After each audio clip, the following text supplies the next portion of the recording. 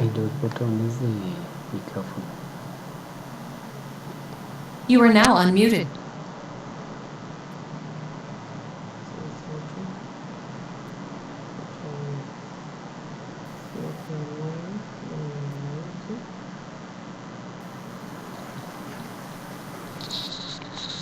Bueno, muy buenas noches. Están Gibson, Jessica y Reina Inés. Sí, por favor me escriben qué tal está el sonido. Reina, buenas noches. Cuéntenme el sonido, ¿cómo está? Ok, perfecto, muy bien.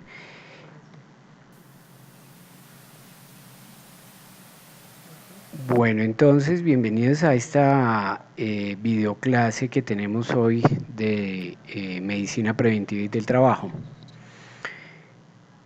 Inicialmente vimos todo el tema de los exámenes médicos ocupacionales, algunos criterios de los paraclínicos que se piden o no se piden.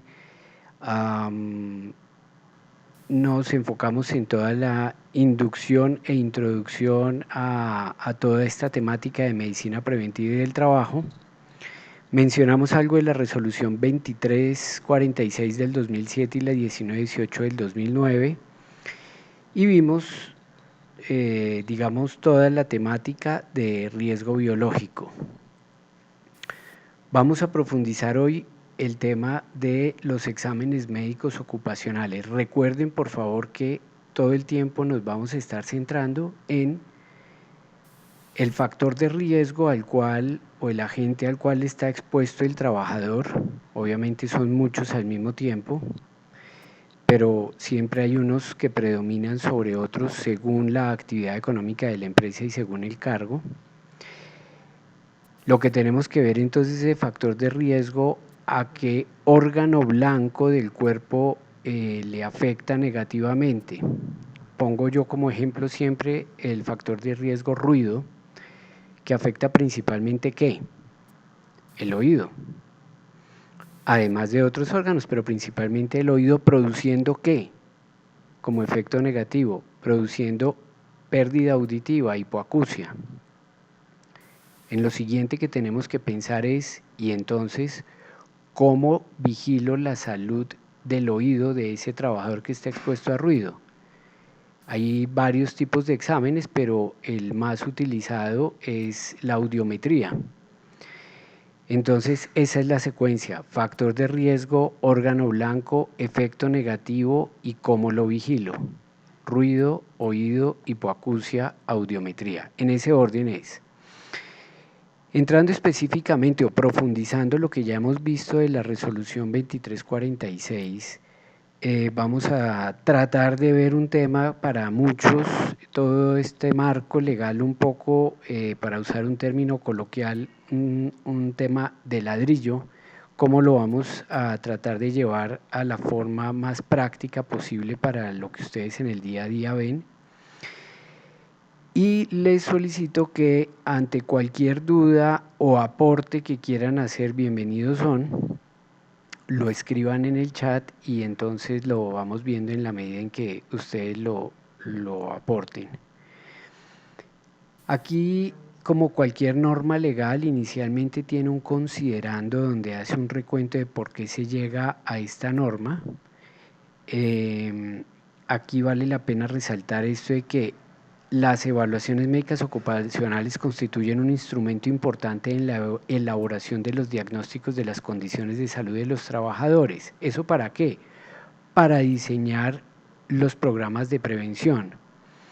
Es decir, así como ustedes vieron en higiene industrial que está el informe de condiciones de trabajo que se puede manejar con la matriz de riesgos y peligros, o cualquier otro nombre que tenga bajo cualquiera de las metodologías existentes. Acá, desde el punto de vista del trabajador, está el informe de condiciones de salud. Ese informe de condiciones de salud, hablamos de un informe en términos estadísticos que resulta de evaluar en conjunto, en forma estadística, los exámenes médicos ocupacionales, ya sea de ingreso, periódicos o aún los de retiro. Enseguida, esta norma legal nos presenta el campo de aplicación, es decir, le aplica a todos los empleadores públicos y privados bajo cualquier modalidad de contratación, a los proveedores de servicios de salud, a las ARL, a cualquier otro prestador y trabajadores independientes. Hay aquí algunas definiciones que no las vamos a ver todas, pero para quienes no son del área de la salud es importante familiarizarnos con algunos términos. El examen médico ocupacional, como cualquier otro examen médico, tiene dos grandes componentes. Uno de interrogatorio, que en términos de la historia clínica se llama anamnesis, que es el primer término que ustedes ven acá, es donde a la persona se le pregunta cómo trabaja, en qué condiciones, qué elementos de protección personal utiliza, qué herramientas, qué materias primas. También se le pregunta antecedentes familiares de enfermedades, antecedentes personales de enfermedades, de cirugías, de traumas, de golpes, de fracturas, de hospitalizaciones generales o psiquiátricas, vacunaciones, una cantidad de antecedentes que se le preguntan. Igualmente tiene otra parte que es lo que llamamos revisión por sistemas y es síntomas, es decir, dolores, molestias que con frecuencia presente, para dejar registrado todo eso.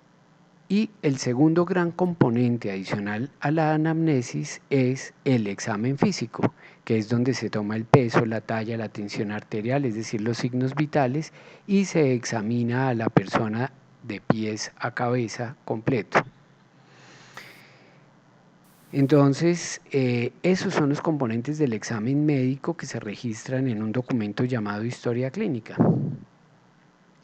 Importante, algo que ustedes no van a encontrar escrito en ninguna parte, y es en términos prácticos, cuando ustedes como empresa, sea el HSE, el CISO de la empresa, pues lo normal es que se contrate ya sea a un médico especialista en salud ocupacional con licencia o a una IPS de salud ocupacional que debe estar habilitada por la Secretaría de Salud para hacer este tipo de exámenes médicos ocupacionales y debe contar con médicos especialistas, cada uno con su licencia. Entonces, ustedes deben tener criterios para seleccionar entre una u otra IPS o entre uno y otro médico. Lo primero, en el marco legal que cumpla con esto que estamos hablando de la licencia de salud ocupacional, de la habilitación, y mirar muy bien quiénes son los que atienden los exámenes. A ustedes les pueden ofrecer que sea con especialistas con licencia, pero en términos prácticos desafortunadamente se da que puede ser con médicos no especialistas, solo que finalmente el que pone la firma es un especialista. Eso no es lo ideal, porque nosotros no estamos pagando por una firma, estamos pagando por un examen médico completo con un enfoque ocupacional. Se comete el error muchas veces de examinar con los mismos ojos, digo yo, a todas las personas, lo cual es error en la medida en que dependiendo del cargo y dependiendo de los factores de riesgo a los cuales va a estar expuesta la persona, hay que verlo con ojos diferentes. Por ejemplo, si como examen de ingreso va una secretaria, como lo que nosotros comúnmente conocemos de un cargo administrativo, una persona que está frente a un computador, a un teléfono, organizando documentos, un trabajo netamente administrativo, la vamos a examinar completamente, hacerle todo su interrogatorio, pero vamos a hacer mucho énfasis en miembro superior porque es la parte del cuerpo que más va a estar sometida a el factor de riesgo de trabajo repetitivo especialmente. Obviamente si usa diadema pues tenemos que mirar la parte de audición cómo está, en columna también, pero diferente a la columna que vamos a estar viendo en un trabajador que manipula cargas y que va a estar levantando pesos desde una determinada altura, donde entonces lo que hay que prevenir son patologías diferentes o adicionales a la de miembro superior. Y asimismo entonces hay una serie aquí de términos y definiciones que ustedes deben conocer. Aquí por ejemplo fíjese que está la definición de lo que hablábamos de órgano blanco, que es el órgano al cual tiene afinidad un determinado elemento o sustancia y que al entrar en contacto con el factor de riesgo, miremoslo acá como lo describen, es susceptible de daño o afectación. Esto de perfil de cargo es lo que comúnmente conocemos como profesiograma. Realmente el nombre de profesiograma se ha utilizado por costumbre, pero el término legal utilizado es perfil de cargo, que se describe como el conjunto de demandas físicas, mentales y condiciones específicas, es decir, en qué consiste un determinado puesto de trabajo, para que podamos hacer una comparación de esos requerimientos del puesto de trabajo con las características propias del trabajador que lo va a ocupar o que lo está ocupando, si estamos hablando de un examen periódico. Entonces, es muy importante que, y más adelante lo vamos a ver aquí en esta resolución, es obligación del empleador entregarle al médico o a la IPS de salud ocupacional el perfil de cada cargo, porque esos perfiles de cargo no existen, uno no va y los compra en una papelería. El perfil de cargo lo construye cada empresa para cada uno de sus cargos, de una forma muy concreta, muy resumida, donde se describa qué hace el cargo, la persona que lo ocupa, las funciones, a qué factores de riesgo está expuesto. No hablar de riesgos físicos, químicos, disergonómicos, no. Hay que decir si son físicos cuáles, si es ruido, y si es ruido qué tipo de ruido es, continuo, de impacto, ojalá esté medido cuántos decibeles se tiene. Así con cada una de las agrupaciones, no generalizarlo, sino piensen siempre en que un médico sentado en su consultorio que nunca ha pisado la empresa donde ustedes trabajan, con leer este documento se da una rápida idea de qué hace la persona que ocupa ese cargo, los factores de riesgo a los que está expuesto y también tiene definido con qué exámenes o a través de cuáles exámenes se va a evaluar la salud de esa persona que está expuesta a esos factores de riesgo. Bueno, hay otras definiciones, como les decía, no las vamos a ver una a una, pero es importante que ustedes las conozcan y se familiaricen con esa terminología. Acá estas siglas de las agencias americanas o de cualquier otra naturaleza son referentes que Colombia ha definido tomar porque pues ya ellos, esas entidades han hecho investigación, tienen valores de referencia, etcétera. Qué mal haríamos como país ponernos a inventar lo que ya está inventado. Entra a describir las evaluaciones médicas ocupacionales y habla de los tipos de evaluaciones médicas ocupacionales que se tienen, que básicamente entonces hablamos de 3 tipos de evaluaciones médicas ocupacionales. Por un lado están las de ingreso o preocupacionales.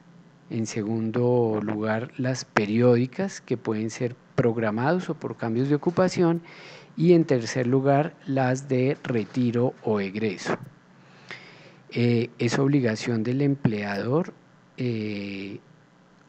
realizar los exámenes médicos ocupacionales, tanto de ingreso, periódico, posincapacidad o reintegro.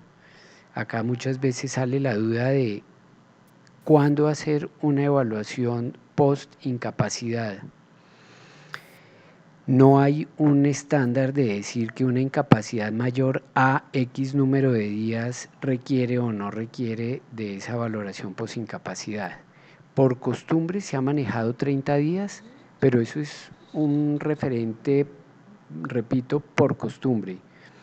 Depende mucho del tipo de incapacidad o por lo menos la causa que generó la incapacidad, las secuelas o el proceso de rehabilitación en el cual se encuentre. y no necesariamente el número de días. Por ejemplo, una persona, y depende además del tipo de cargo y de demandas que tenga el cargo, entonces no es lo mismo una persona que ha sido operada por apendicitis, por mencionar algo frecuente y común, en un cargo administrativo, que esa misma cirugía que ha tenido una persona que su función es principalmente de manejo de cargas, también como por poner un ejemplo. Entonces, el objetivo de esas evaluaciones de posincapacidad es identificar y revisar las condiciones en las cuales se encuentra esa persona para regresar a su trabajo, si requiere de alguna recomendación especial, de alguna restricción en el tipo de labores que desempeña, o si deben ser reasignadas sus funciones.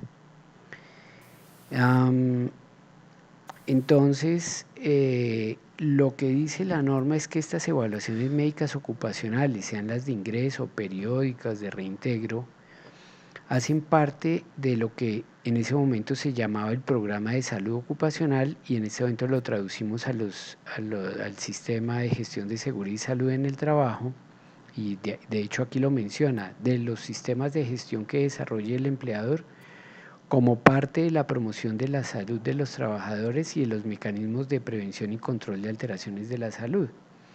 Entonces, es muy importante ver el examen médico más allá que un mero y sencillo requisito legal por cumplir. Va a resultar una información muy valiosa que, como información confidencial, la va a tener el prestador de servicios de salud, pero que voy a poder disponer de un informe de condiciones de salud donde estadísticamente puedo encontrar de qué se enferma mi población, qué síntomas tiene, a qué factores de riesgo conoce la persona que está expuesta, etc. Entonces aquí comienza a describir cada uno de los 3 tipos de evaluaciones médicas ocupacionales, iniciando por la de preingreso o ingreso, que son las que se realizan para determinar las condiciones de salud física, mental y social del trabajador antes de su contratación, en función de las condiciones de trabajo a las que estaría expuesto y acorde a los requerimientos de las tareas y perfil de cargo. Es decir, si nosotros tenemos el perfil de cargo o profesiograma donde describe para cada cargo esas demandas, esos requerimientos, tanto físicos, mentales o sociales que se tengan, si el paciente que tengo al frente en sus actuales condiciones es capaz de cumplir esas demandas que están definidas en el profesiograma. Es decir, lo que se busca es determinar la aptitud del trabajador. Ojo con esta forma de escribirlo, porque hay también un error frecuente. Una cosa es actitud con AC y otra cosa es la aptitud con AP, porque esa aptitud entonces es la capacidad de las personas de desempeñar un determinado cargo, si lo estamos definiendo para lo nuestro específicamente. La idea es ver y determinar esa aptitud del trabajador de tal forma que no se vaya a ver perjudicada su salud ni tampoco la de terceros, comparando las demandas que están registradas en un profesiograma o perfil de cargo con lo que tiene esa persona. Ya habíamos dicho que el empleador tiene la obligación de informar al médico que realice las evaluaciones médicas sobre los perfiles de cada uno de los cargos que va a evaluar. El hecho de que un candidato para llenar una vacante en una empresa sea remitido al examen médico ocupacional no es sinónimo de que lo tenga que contratar. Ojo con eso. Ahí hay muchos errores que las áreas de recursos humanos frecuentemente cometen, y ustedes, como los asesores, los CISOs, los HSE, tienen que orientar adecuadamente a la empresa. Muchas veces se oye que le dicen al candidato, bueno, muy bien, usted ya trajo todos sus diplomas, sus papeles, se hizo las pruebas de psicología, la entrevista, entonces con esta carta vaya a la IPS que queda aquí enfrente, se hace el examen y viene y firma el contrato. ¿Ustedes consideran que eso es un error? Para quienes piensan que no es error y que lo han oído que las empresas lo utilizan, ojo con eso. ¿Por qué? Porque puede pasar muchas cosas por el camino y definir la empresa no contratar a ese candidato por cualquier razón, ya sea por efectos del concepto que emita el médico, ya sea porque el gerente a última hora decidió no contratar a nadie más por cualquier razón. Es decir, razones puede haber muchas.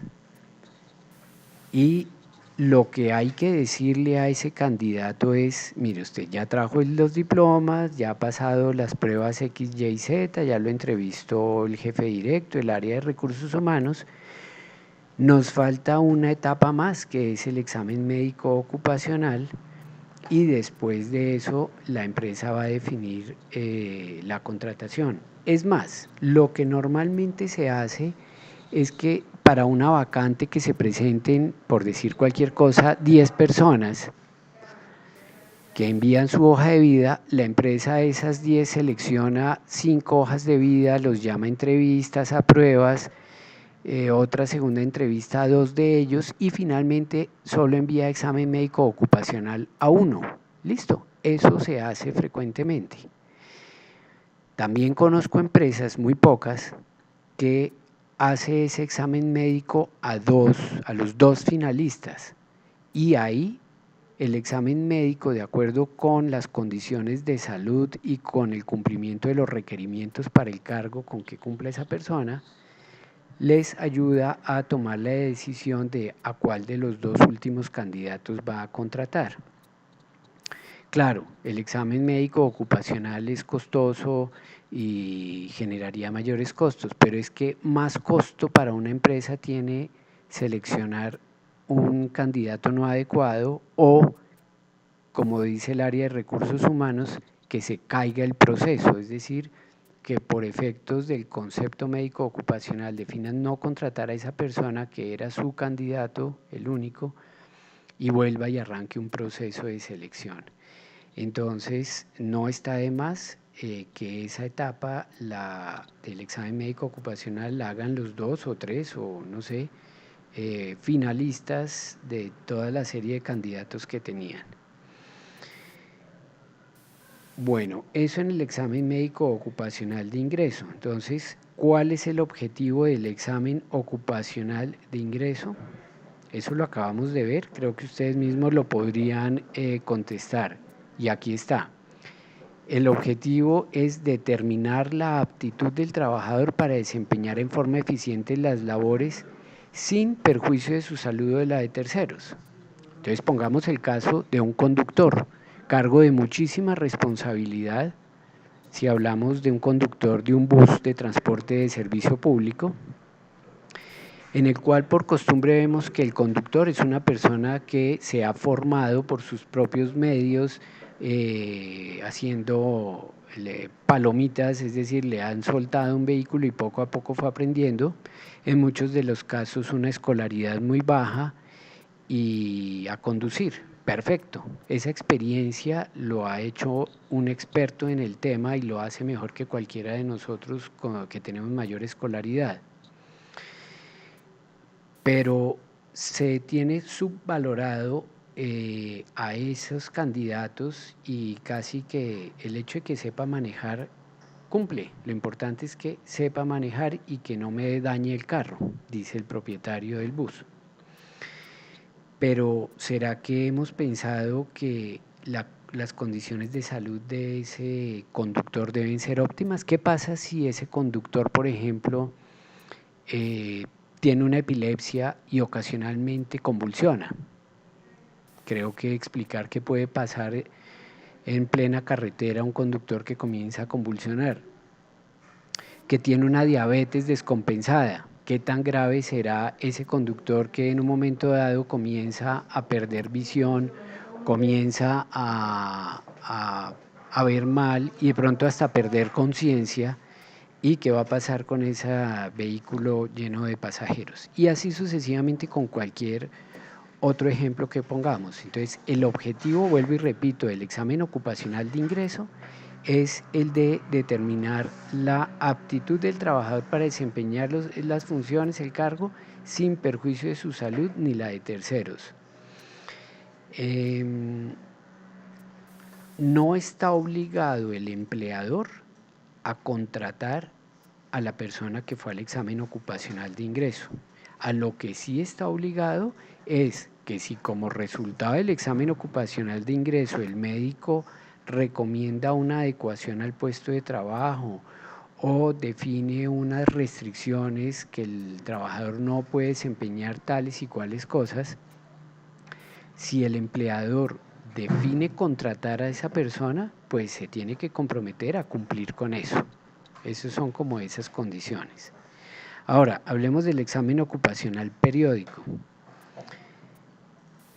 Entonces, las evaluaciones médicas ocupacionales periódicas se habla de dos tipos. Las periódicas programadas, que son las que comúnmente conocemos en las empresas, que se realizan, perdón la redundancia, periódicamente. ¿Qué quiere decir eso en términos prácticos? Ustedes me dirán, no, las que se hacen cada año.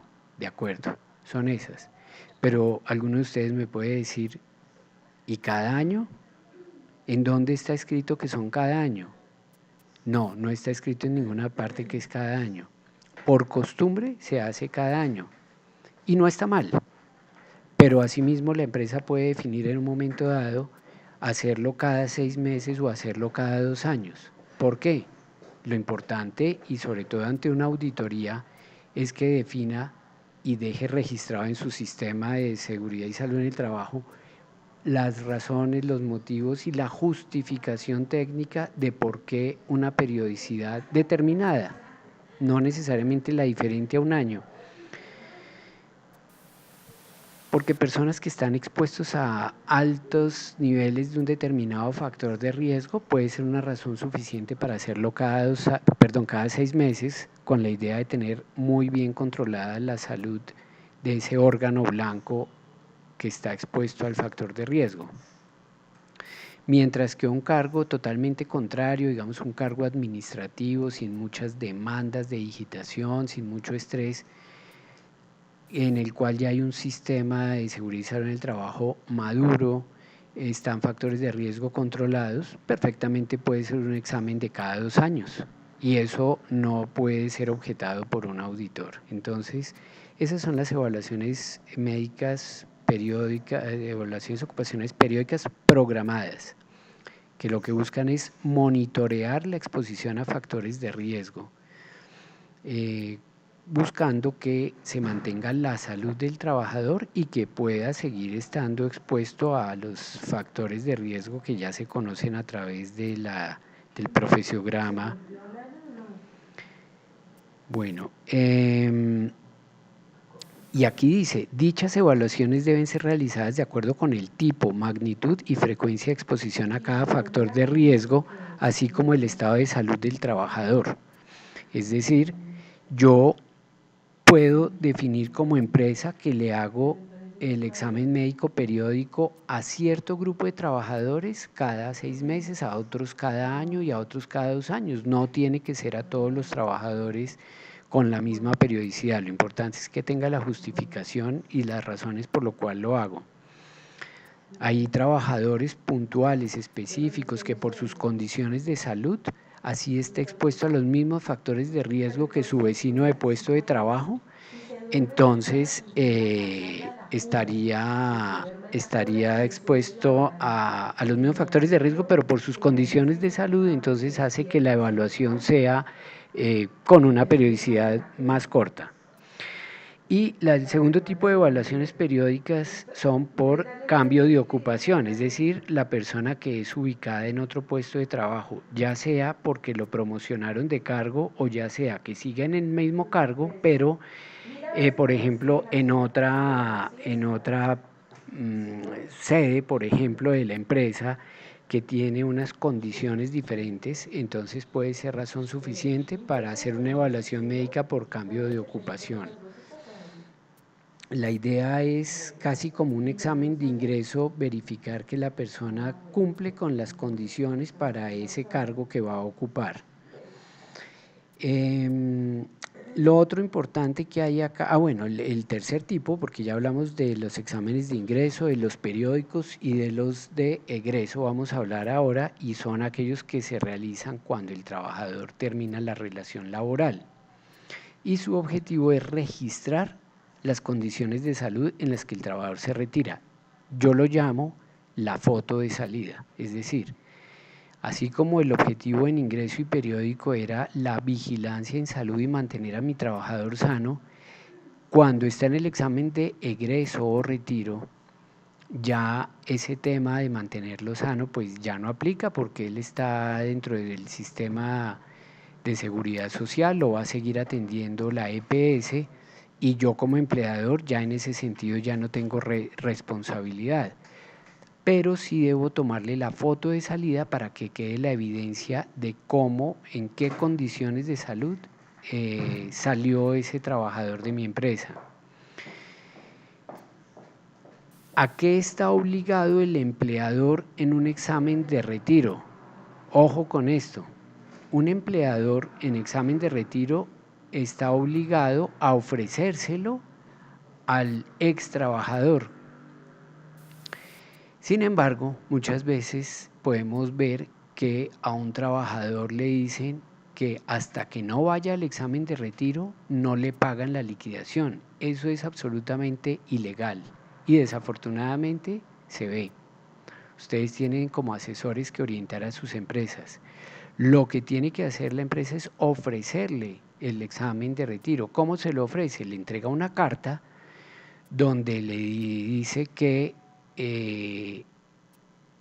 puede ir a su examen de retiro a tal IPS con la cual tiene el convenio, que queda en tal dirección y que pide o no pide cita, todas las características y las condiciones. Y le puede agregar un párrafo que recomiendo yo y es que a partir de la fecha de entrega de esta carta usted dispone de 5 días hábiles para asistir al examen de retiro. De no hacerlo se entiende que desiste de este derecho. ¿Por qué? Porque hay que ponerle un límite al tiempo de asistencia. Entre más días pasen desde el momento del retiro al examen, pueden pasar muchas cosas con las condiciones de salud de esa persona, de tal manera que la foto de salida puede quedar con una serie de lesiones que no tuvieron nada que ver con el trabajo, porque resulta que 2 días después de haber salido de la empresa, el trabajador se rueda las escaleras de la casa y queda con alguna lesión y esa lesión va a quedar en la foto de salida, es decir, en la historia clínica que resulta del examen médico ocupacional de egreso. Y no es bueno, por muchas razones. Total que mi recomendación es que se aplique, eso viene desde la ley 50, lo de los 5 días hábiles posteriores a la entrega de la carta. Eso es una recomendación muy importante. Si la persona no asistió, mi recomendación es no amplíen el plazo para que la persona vaya. No cumplió la persona, entonces quiere decir que desistió de ese derecho y lo lamento mucho, pero perdió la oportunidad. Y repito, no es para nada válido obligar al trabajador a ir al examen de retiro amenazándolo y cumpliendo peor todavía el no pago de prestaciones por el hecho de no ir al examen de retiro. Eso es absolutamente ilegal. Entonces, quisiera que en este momento las personas, tenemos 2, 4, 5 asistentes en este momento, los demás después van a poder oír grabada esta videoclase, pero ustedes que están aquí presentes, por favor, me escriban dudas, inquietudes, aclaraciones que quiera que haga hasta el punto en el que vamos.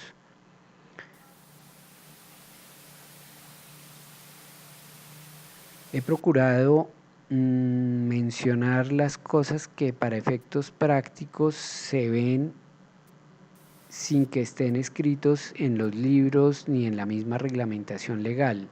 Esto es lo que en la práctica se ve y en la práctica nos va a servir a todos como especialistas. Bueno, me escriben acá que hasta el momento todos los temas están claros. Perfecto. Bueno, entonces si no hay dudas o inquietudes, pues sigamos con explicaciones acá.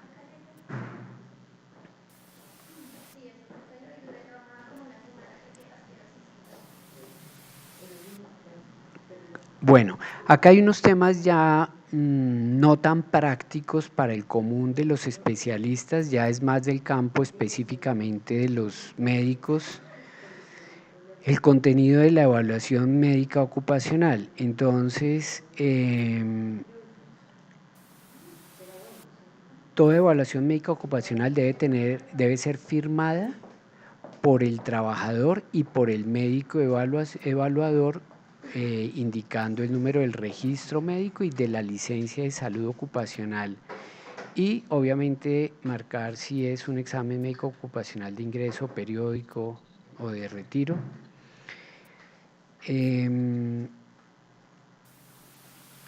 Y tanto las evaluaciones médicas de ingreso como en las periódicas programadas se debe anexar los conceptos sobre restricciones y describir cuál es. Es decir, esto generalmente se maneja bajo formatos ya preexistentes, en el cual si el médico considera que hay una restricción, es decir, que algo que el trabajador no deba llevar a cabo, sea levantar cargas, sea exponerse a determinado factor de riesgo, sea en términos de diseño del puesto de trabajo, como una restricción, no es solamente decir que hay restricción, está obligado a decir el médico a cuál es esa restricción, en qué condiciones, bajo qué circunstancias, y si es temporal o permanente, así como las recomendaciones.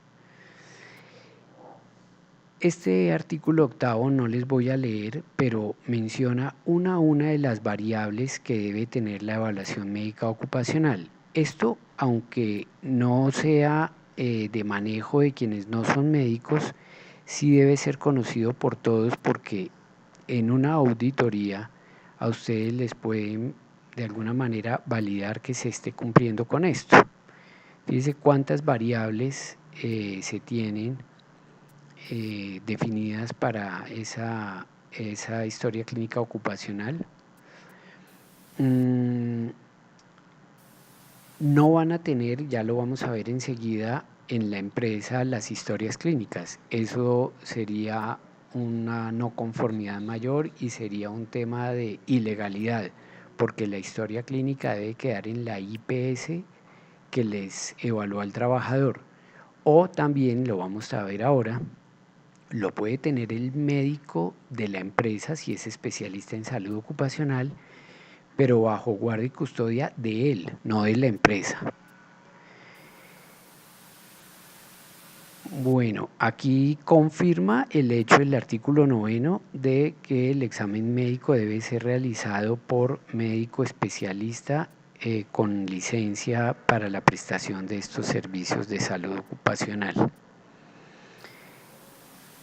Dice licencia vigente, porque esas licencias, si es la que ustedes van a tener, tienen unas vigencias de 10 años. Entonces, son temas que ustedes tienen que vigilar permanentemente, porque si no lo hacen ustedes, lo va a hacer el auditor que vaya a su empresa, de verificar que el médico que hizo el examen médico sí sea especialista y que tenga licencia vigente al momento de haber emitido la certificación de aptitud. Ahí maneja un tema muy específico de ciertos departamentos del país, porque estamos hablando de que esta resolución es del año 2007, cuando no había el número de especialistas que hay hoy. Yo diría que hoy ya no nos encontramos en esa situación donde haya departamento del país sin médico especialista. Ya en todas partes hay. Entonces digamos que en términos prácticos esa anotación que hay de que un médico general con experiencia y sin licencia de manera excepcional pueda cumplir, hacer los exámenes médicos, entonces ya a hoy no aplica. No se salió, pero sería que fue. A ver, se fue. Ella se fue.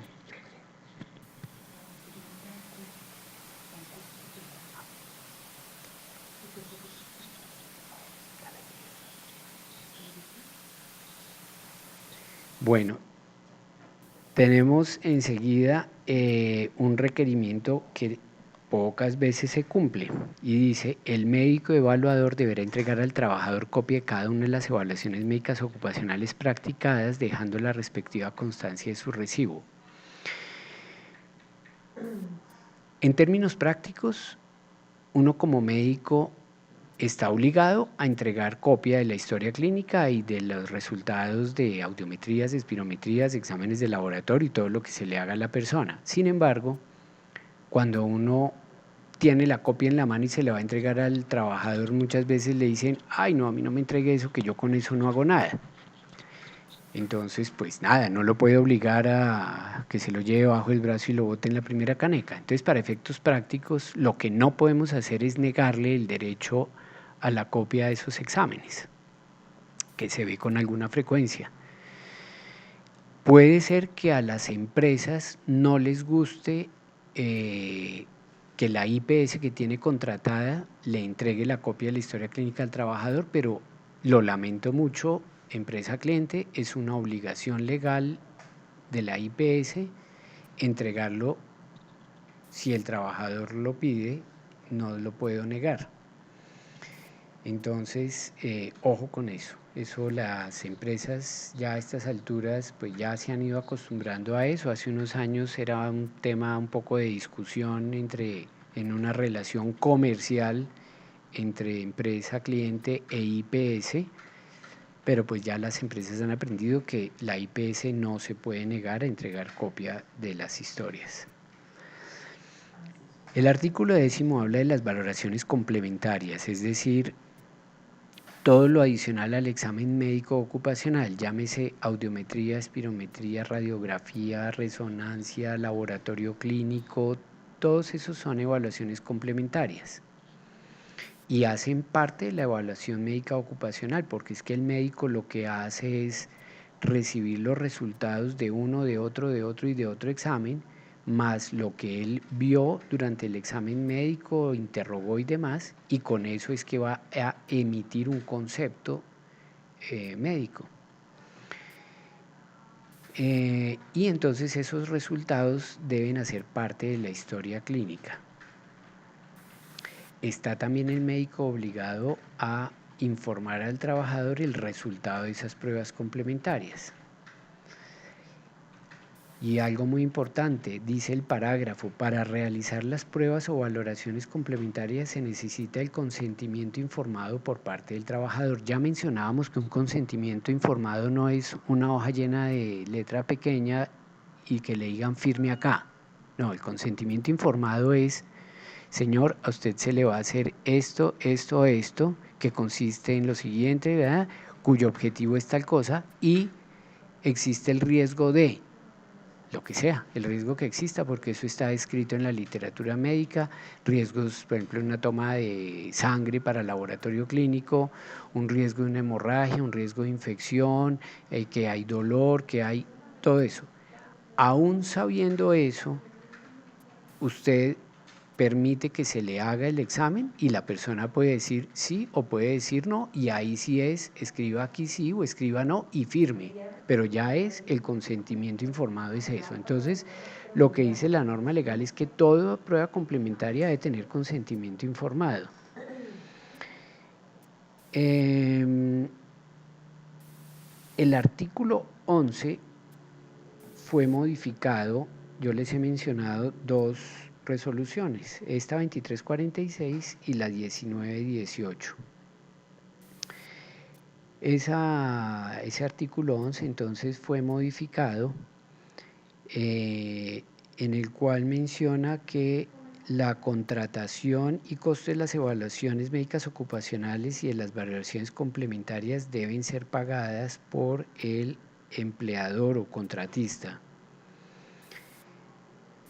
También se ve con frecuencia que una empresa le dice a un candidato, le dice, ¿usted quiere trabajar conmigo? Bueno, entonces vaya a una IPS cualquiera de salud ocupacional y peor aún, vaya a X IPS específica a que le hagan los exámenes y me trae el certificado y seguimos el proceso. No, esos costos los asume el empleador o contratista. O también se ve casos en el que, por ejemplo, se los descuentan de nómina en módicas cuotas mensuales. Ilegal. Eso no está permitido por la reglamentación legal. ¿Con quién puede un empleador contratar los exámenes médicos ocupacionales? Entonces lo puede contratar con una IPS de salud ocupacional habilitada para estos servicios o con un médico como persona natural igualmente habilitado y con licencia de salud ocupacional. Esa contratación con el médico puede ser bajo cualquier figura de contratación, puede ser por honorarios, puede ser en una empresa grande, puede ser el médico que tenga de nómina, o sea, la modalidad no importa, es válida cualquiera, siempre y cuando el médico sea especialista con licencia.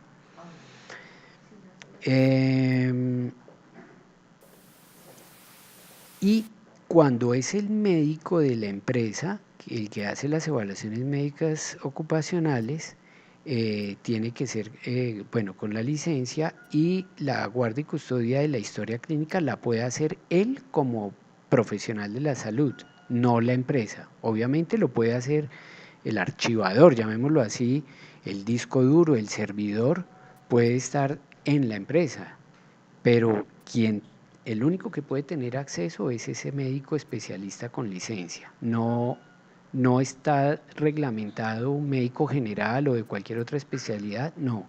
Habla de médico de salud ocupacional. Bueno,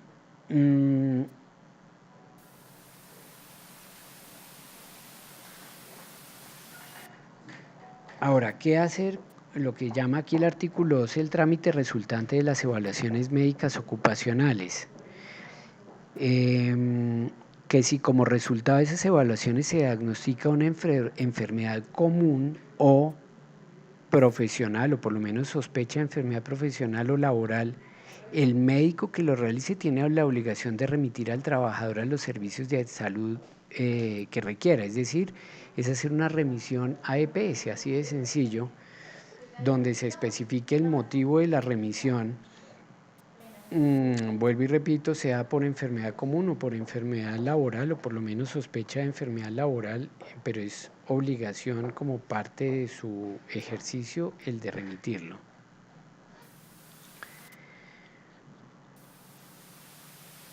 Bien, si hay sospecha de enfermedad laboral, adicional a lo que el médico haga, el empleador, la empresa, deberá reportarlo en el formato, el que se llama el formato único de reporte, el FUREL de enfermedad laboral,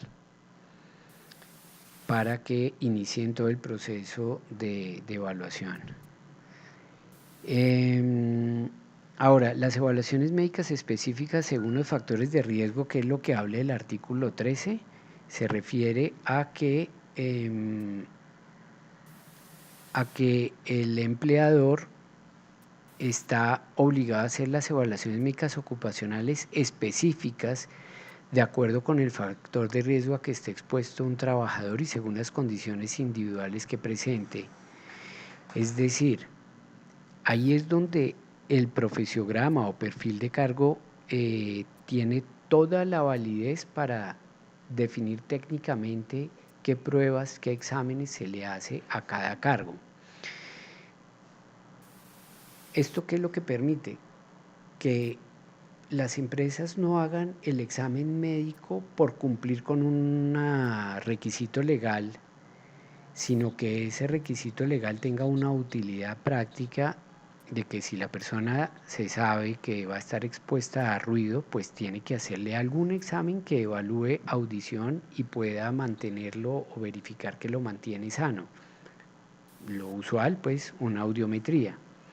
Así sucesivamente con cada tipo de factor de riesgo que va a afectar un órgano blanco y entonces con qué examen se evalúa ese órgano blanco. Eso es lo que se define en un profesiograma.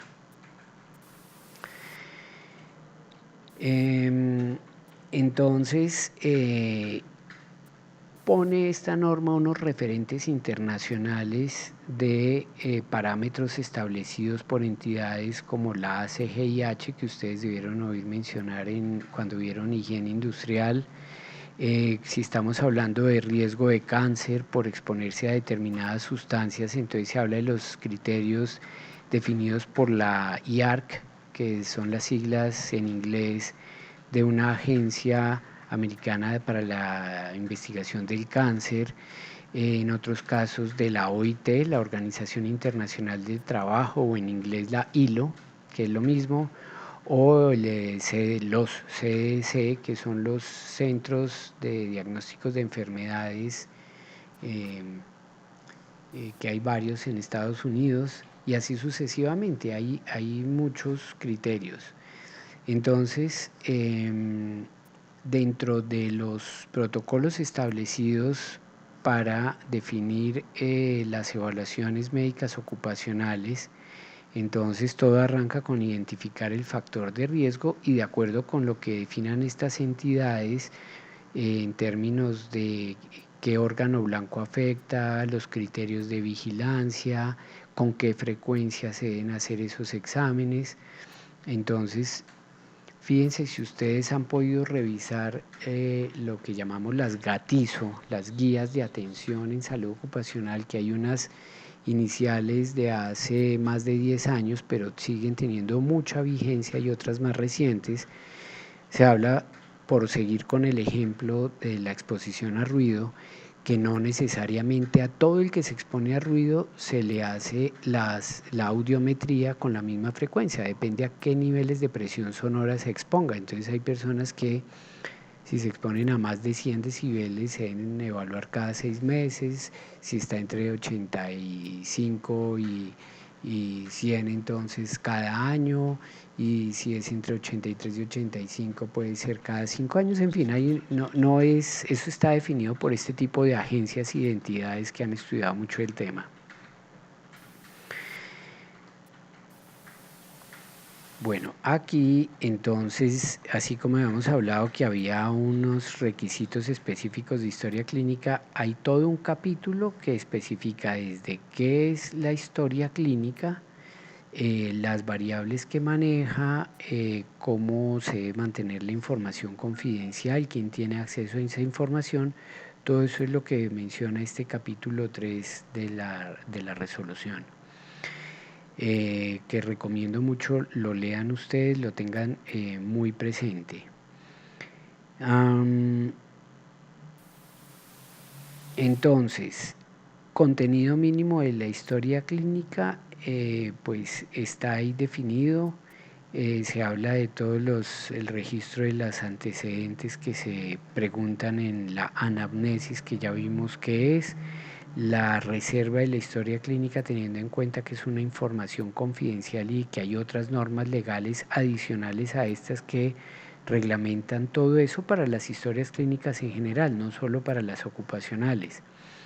Y menciona que se podrá dar a conocer esta información bajo estas 4 circunstancias. Uno, por orden de autoridad judicial, es decir, un juez o la fiscalía puede pedir directamente a la IPS copia de la historia clínica de fulano de tal cuando está en un proceso de investigación.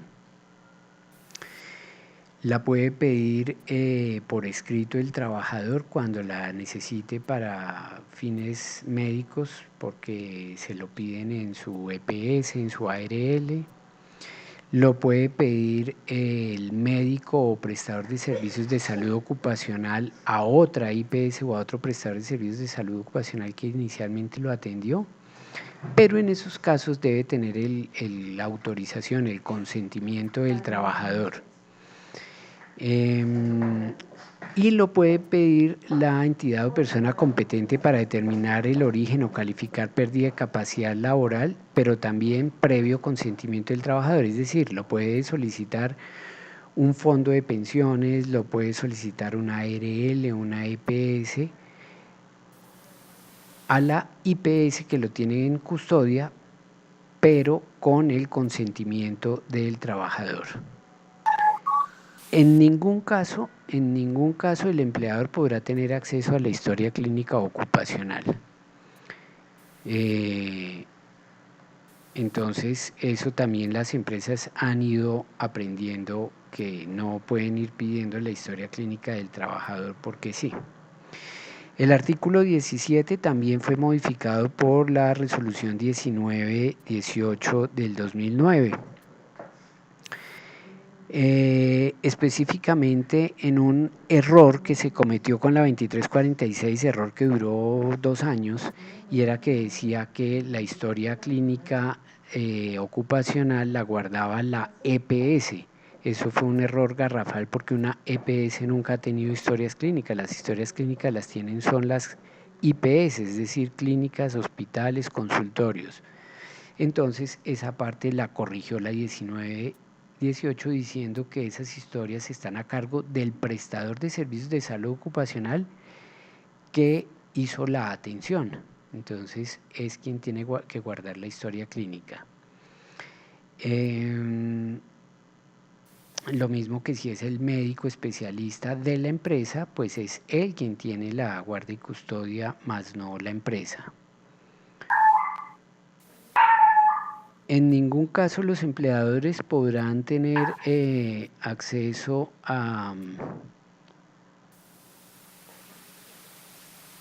En ningún caso los empleadores podrán tener acceso a la historia clínica, eso ya lo dijimos.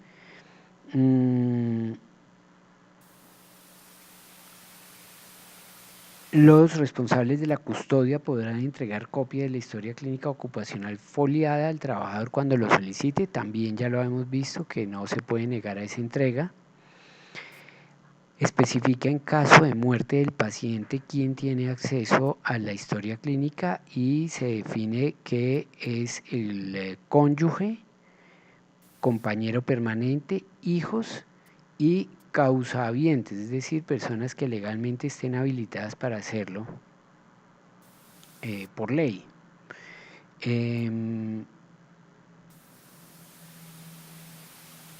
Ahora, cuando la historia clínica ocupacional se encuentra en varias instituciones, en varias entidades, en varias IPS, porque la empresa a través de los años ha contratado a una y después a otra y después a otra IPS por cualquier razón, entonces se puede solicitar copia de esas historias para que uno solo tenga y recopile la de los otros prestadores. Y entonces deja constancia de esa entrega y firma el recibido de eso y de que se compromete esa custodia.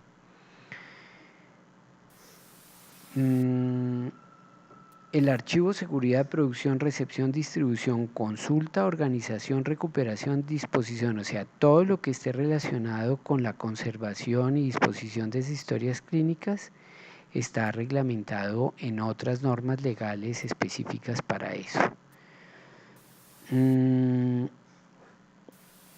Bueno, eso es el artículo 17 y el 18 habla del diagnóstico de salud. Acuérdense que al comienzo yo les decía que así como en higiene y seguridad se habla del diagnóstico de condiciones de trabajo, en otras palabras, la matriz de riesgos y peligros, acá en el tema de evaluación de los trabajadores tenemos diagnóstico de salud, que resulta de las manejo estadístico de todas las evaluaciones médicas ocupacionales del 1 a 1 de los trabajadores. En ese informe o diagnóstico de salud se menciona una de las variables mínimas que debe tener. Sin embargo, no debe tener los diagnósticos propios de cada persona. Es decir, Estadísticamente se puede decir que en la empresa hay N números de casos de escoliosis, N números de casos de VIH-Sida, N número de casos de X, Y, Z. Lo que no se puede decir es que Pedro Pérez es el del diagnóstico A o B.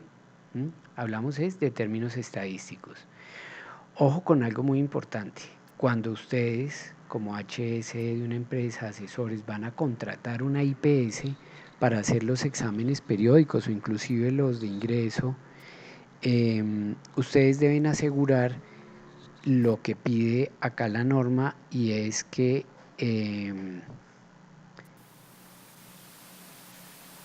quien hace los exámenes médicos está obligado a hacer ese diagnóstico de condiciones de salud. En ninguna parte dice que lo haga gratis, ni que cobre o no cobre tanto. Lo que ustedes deben tener claramente establecido al momento de contratar a una IPS es que por el valor que les cobre por hacer el examen médico, si ese valor incluye o no incluye la elaboración y con qué frecuencia van a hacer esa elaboración del diagnóstico de salud. Pues lo usual es un informe al año, pero por alguna razón ustedes pueden definir que sea cada 6 meses o que sea un informe por ciudad o por sede en caso de las empresas grandes, es decir, pero eso debe quedar claramente definido desde antes de cerrar la negociación, porque la IPS está en todo su derecho de decir: yo le cobro X plata por cada examen, pero por el informe final, el diagnóstico de condiciones de salud, lo cobro de esta manera a tal precio. Eso está en todo su derecho. O puede decir: en el valor del examen médico ocupacional está incluido el informe final que se presentará uno al año, bueno, como lo definan, pero eso debe quedar claro. ¿Por qué? Porque es muy aburridor ver que después de haber terminado los exámenes médicos, la empresa llama a la IPS y le dice: señores IPS, hace un mes terminamos los exámenes, ¿cuándo me va a entregar el informe?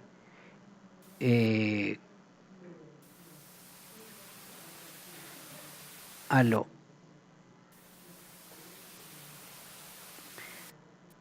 por favor me confirman por escrito si tienen buen audio, porque aquí me salió algún aviso por un momento.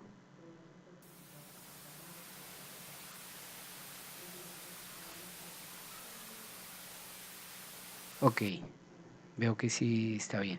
Entonces, es muy aburridor ver que se presente esa discusión de que le diga a la empresa: hace un mes terminamos los exámenes, ¿cuándo me entrega el informe? Y la IPS responde: no, es que eso no quedó contratado, si usted quiere el informe tiene que pagarme tanta plata. Sí, está en todo su derecho de cobrar, pero ya no es el momento de entrar en negociaciones. La etapa de negociación ya se dio, entonces eso ha debido quedar claro desde el comienzo. Eso es una recomendación que no está escrita en ninguna parte, pero por experiencia se los digo. Ahora, ¿para qué sirve ese informe de condiciones de salud? No es solamente para podérselo mostrar al auditor cuando venga. La idea es que haya información muy valiosa, que es la que me va a servir como empresa para definir las medidas de control, los planes de mejora que debo tener. De hecho, el auditor lo puede felicitar porque hizo los exámenes médicos ocupacionales y tiene el informe. Y la pregunta siguiente es: ¿y usted qué ha hecho con esa información? A, E, I, O, U, no. Yo tomé esta información donde me dijeron que lo más frecuente que se presenta es esta situación, por lo tanto estamos capacitando, estamos mejorando los puestos de trabajo, estamos disminuyendo el ruido, ¿sí? Eso es lo importante del informe de condiciones de salud. Y especifica los registros que deben quedar de la historia clínica, las variables, ya lo habíamos visto.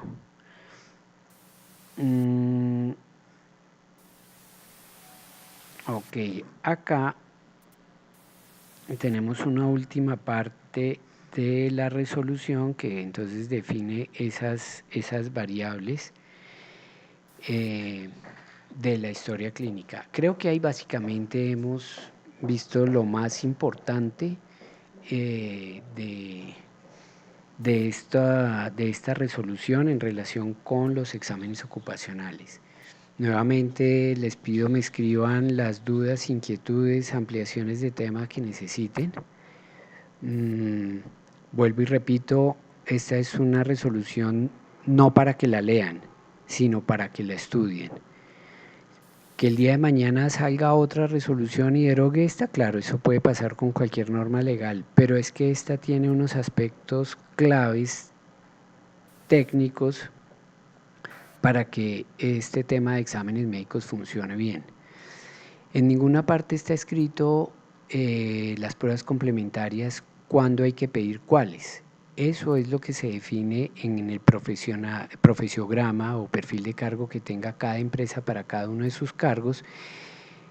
Y tengan en cuenta que si bien es cierto que la costumbre es decir que el profesiograma debe estar firmado por un médico especialista en salud ocupacional, no está eso definido en ninguna norma legal, pero por definición de lo que le corresponde hacer al médico, pues está claramente en sus funciones. Sin embargo, la definición de un profesiograma debe ser un trabajo en equipo, es mi recomendación, donde participe el área de recursos humanos, donde participe el ingeniero o persona que maneja el tema de higiene y seguridad industrial en la empresa, donde participe el jefe o supervisor del área donde está el puesto de trabajo del que estamos hablando y obviamente el médico.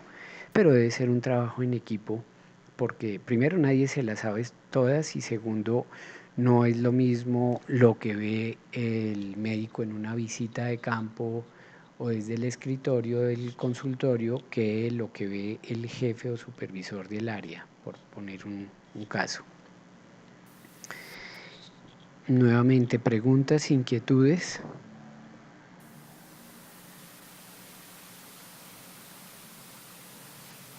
Bueno, no las tenemos. Agradezco mucho la participación de ustedes. Hago una aclaración y es que les voy a estar pasando invitaciones para que asistan a grabaciones que hay de los temas que vienen por factores de riesgo, los riesgos físicos. Son unas clases pregrabadas que probablemente tengan una mejor calidad en audio y en imágenes. Puede ser un valor agregado para ustedes y en un momento dado las inquietudes las puedo resolver por escrito, que a través de Canvas ustedes las escriban y yo les respondo. Si veo que hay algunas cosas generales, puedo escribirle a todos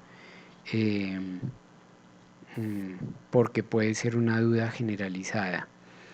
Entonces, muchas gracias por este acompañamiento y también les estaré informando de una primera evaluación escrita que vamos a hacer sobre los temas vistos. Entonces, importante no solamente que asistan a las clases, sino que lean adicionalmente material y estudien para poder tener un buen desempeño en las evaluaciones que hagamos.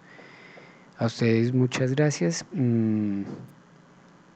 Veo que no hubo más inquietudes, que les quedó claro el tema, me escriben acá. Seguiremos entonces en contacto. Muchas gracias y buenas noches. You are now muted.